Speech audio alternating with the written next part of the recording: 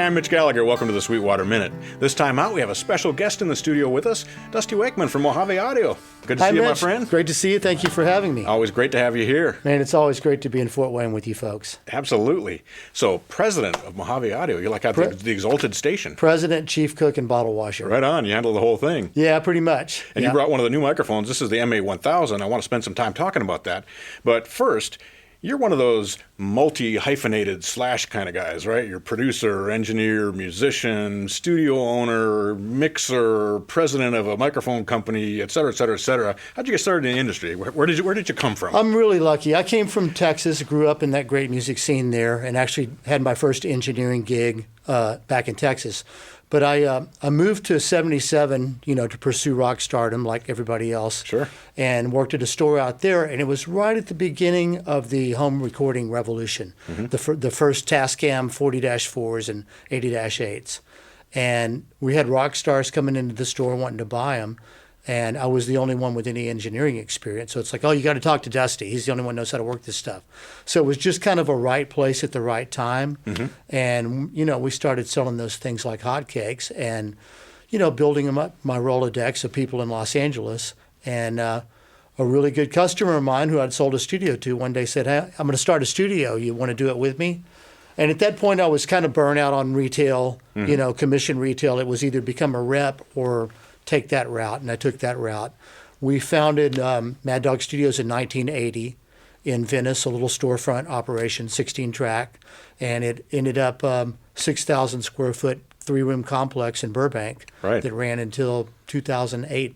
Right, with some major credits. Some major credits. I was Michelle really, Schock, Jim Lauderdale. Who am I missing? Buck Owens, Roy Orbison. Yeah, right. Plus some other rock bands, Feel and Reach Around, and some people like that. Right. Along the way, I've been really fortunate.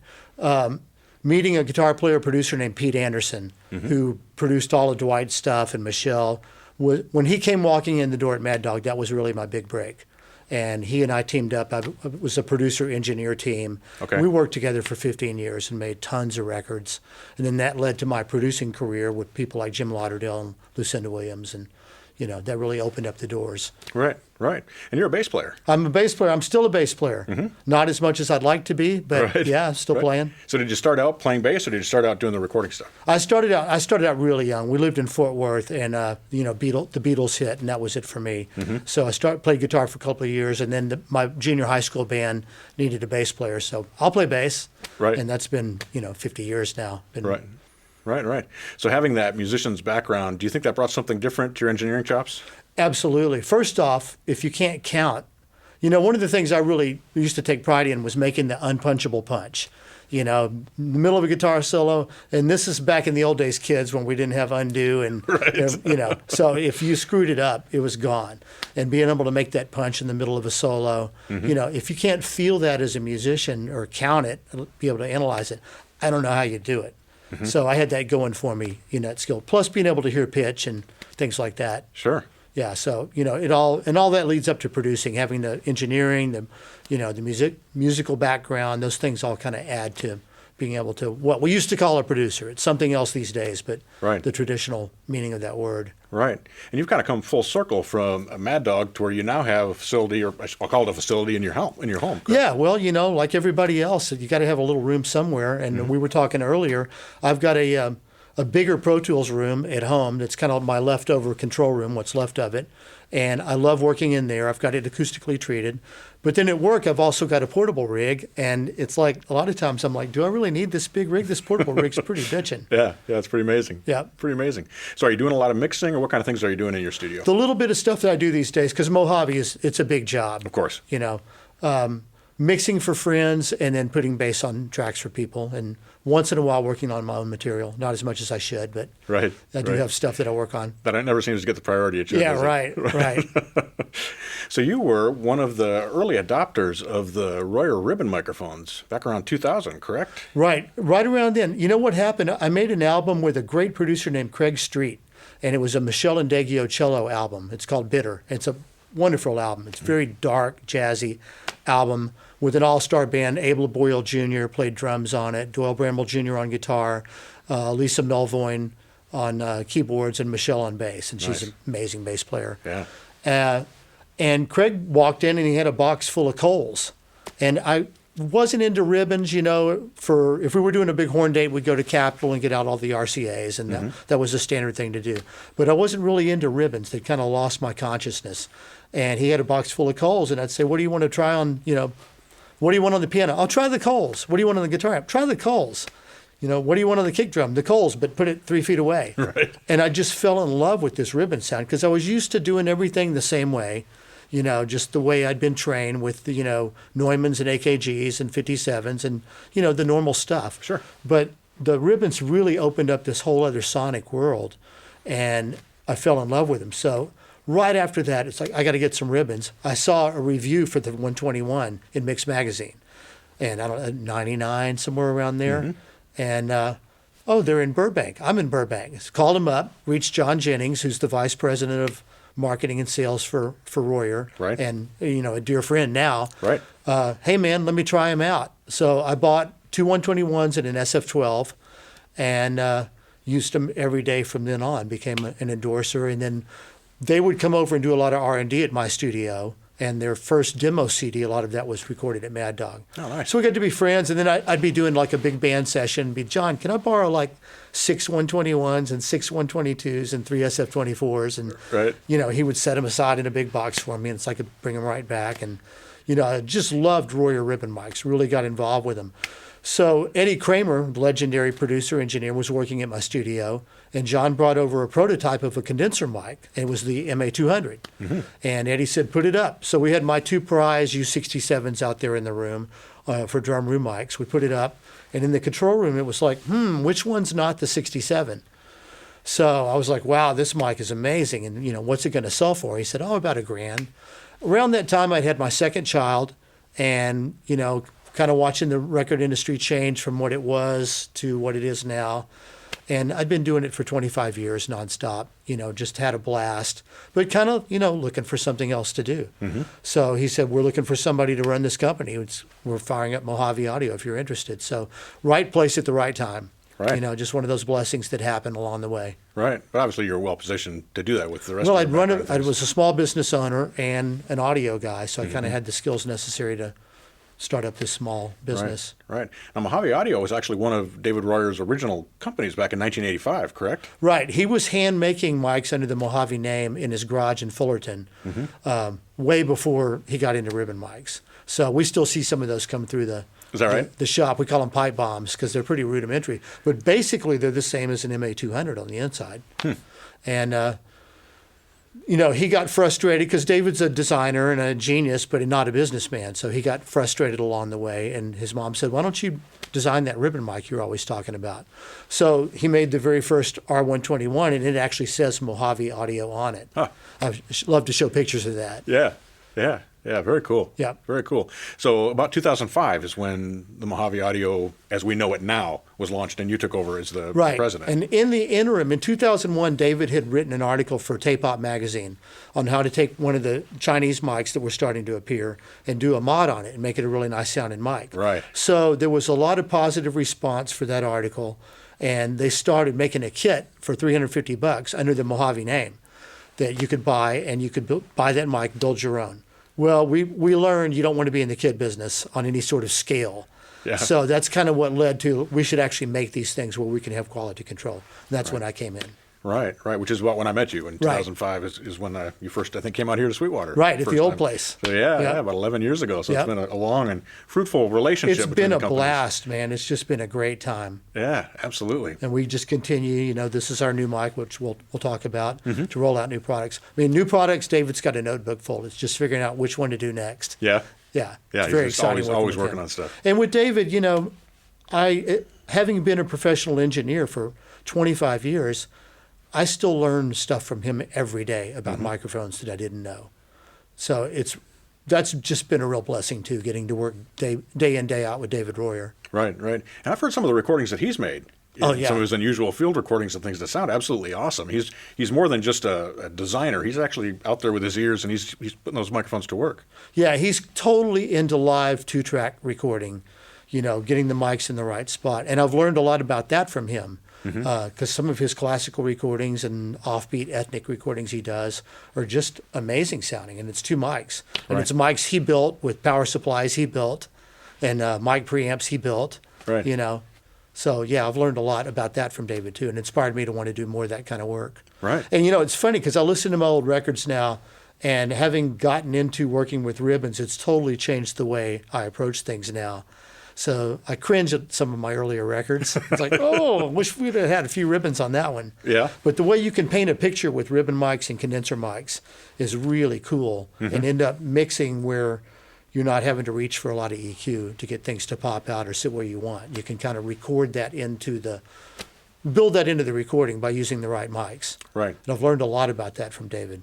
So are you referring to deciding I'm going to put a ribbon on this and a condenser on this, or do you put both mics on a source and then when you mix down, choose and balance? Well, for a guitar, for example, having both is great. If you have a 121 and say one of our MA-1000s, a small diaphragm tube, you know, side by side, in the mix, you're just kind of balancing between body and presence. So it's just finding that balance, and at that point, you really don't need any EQ, which is always a good thing. Right. Some instruments, strictly ribbon, some instruments, strictly condenser. You know, if I'm doing an acoustic guitar, it's probably going to be more of a condenser. Drum kit, it's great to combine them and paint the picture. Right. So how do you combine them in that case? Well, I'll do it different ways, but a lot of times I'll either have like one ribbon in front of the kit as like a mono, a center, and you build the kit around that, and have condenser mics for the left and right overheads to get the cymbals. Or I'll do the complete opposite. I'll have like a stereo ribbon overhead and a nice condenser out front. Just depends on what I'm going for. But that painting the picture that way works really nicely. Right. Right. So at this point, you have the MA-200, which remains one of my favorite large diaphragm condensers. I have a pair of them that I use all the time. The MA-100 small diaphragms. Fill in the line for us. Tell us a few of the other models. The 200 is the large diaphragm. Right. That's the one we started with. Then we came out with the 300, which is the multi-pattern version of the 200. We have the MA-100, which is a small diaphragm tube condenser, and we have the 101 FET, which is the solid-state version of that. Then recently we brought out the MA-1000, which is kind of our foray into the high end of mics. You know, when we started Mojave, we wanted to make great sounding mics that were really affordable and accessible to everybody. So we were staying within a kind of a middle price range. And that was a goal. That was intentional. This, we finally like, let's take the restrictions off a little bit and do something really high end. And that's where the MA-1000 came from. Right. So tell us about this microphone. Is it a recreation of a vintage mic? Is it something totally new, or where does this sit? We don't do recreations. There's other people that are doing that. They're doing it very well. I like to say this microphone is inspired by Telefunken 251, which is kind of the holy grail of vintage mics. It's David's interpretation of it. So it's got a 251 style capsule and the same circuit, but it's got this big custom wound Coast magnetics transformer. And that's a lot of the magic of the sound. Yeah, we were talking about that. Tell us a little bit more about that. You were mentioning how the core material and all those things kind of work together to shape the tone. Yeah, you can hear, especially with hi-fi things like microphones, the windings, the core material, you can hear all that stuff. And with transformers, bigger is better. And it really translates into transient response and bottom end. So if you have two kind of equal mics, one with I won't say crappy, a small transformer, and one with a big high-quality transformer, you say test 1, 2, you won't hear that much difference. But if you try a tambourine or a kick drum or a bass guitar or something with a lot of transient response, that's where you'll really hear the difference. So with the cheap one, you're going to get overshoot and ringing and these artifacts that are ugly. The big one, it just gives you warmth and depth and dimensionality and all those things you look for in an expensive mic. Right, right. I've always heard, and I believe this myself as well, that a lot of the magic of the classic Neve designs is those transformers. Oh, absolutely. That he puts in those. And I think David is in that same, arena that he works in as far as making the transformer really match up with the microphones and really getting that whole thing to function as one whole. Right. That's where the magic is, and that's where the genius of David Royer comes into play. Right. This particular transformer, we'd been doing beta testing at a place called LAFX, Tommy Vicari, and it's the Vicari family's place. big rental place, so they have all sorts of mics there. So we would take our prototypes up and set them up with their microphones, their vintage mics, to see where we're at, because we really wanted this mic to really be able to hang with those expensive vintage mics. Right. And like, okay, we like this part, but we don't like this part. It was after one of those sessions that David rummaged around in a box and pulled out this transformer that's about this big that he designed 20 years before, but never made it into a production model.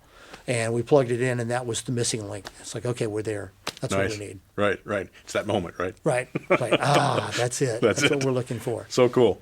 So this is a multi-pattern microphone. Yep. It's controlled by a continuous controller actually on the power supply. So you can go from a omni pattern to a cardioid to figure 8. Right, and get all the spots in between. You can get supercardioid, hypercardioid, and really just close your eyes and dial it into where it sounds good. Mm-hmm. You can kind of balance the room ambience that you're picking up Right. along with the direct sound. Right. I find sometimes like slightly towards figure 8, which is kind of a hypercardioid, will really bring a vocal out, But if somebody's too sibilant or too boomy or something, you kind of turn it over towards omni, and that'll help tame that.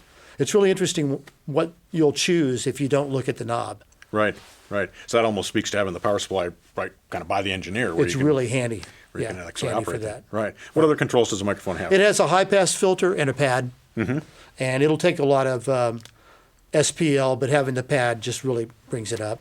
Right, right. And And- go ahead. Well, and having the high pass filter, the low cut, for proximity effect, or if you want to use it on, say, for spoken word stuff like that, you don't want anything below 100 cycles. So that's just good engineering technique that I'm always preaching anyway.